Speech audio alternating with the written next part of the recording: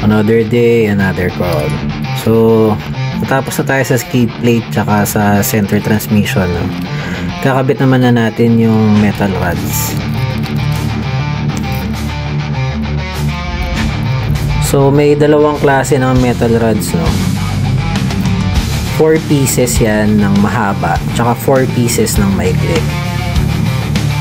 Bali, ang kakabit natin sa ngayon is yung mahaba, which is yung nasa may ibaba na slot ng skid plate.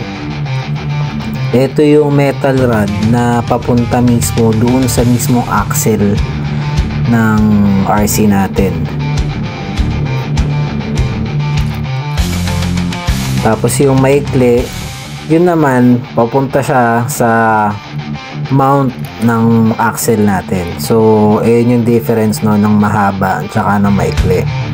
Pero sa ngayon mga tol, kinakabit ko muna is yung mahaba. May difference din yung pag-i-install nito dahil tong metal rods na papunta sa axle, sa mismong skid plate lang siya in-screw, compared dun sa maigsi na rods na papunta dun sa mount ng axle. Nakakabit siya kasama ng mismong body. So ayan no, natapos na natin. Kakabit na natin siya sa steel frame ng RC natin. Take note na lang mga tol no.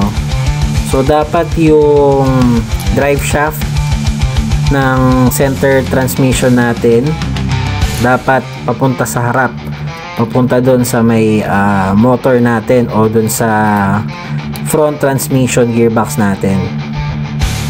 So yan, inusog lang natin para tumama sa butas. Tapos kabit na rin natin, may makakasama na rin yung screws.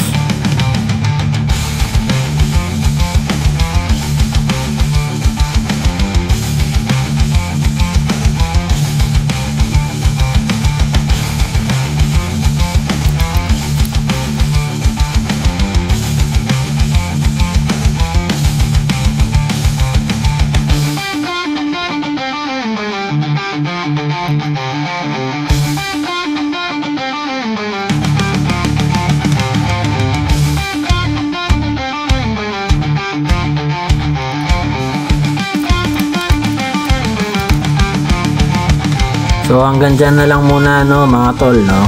Rock and roll.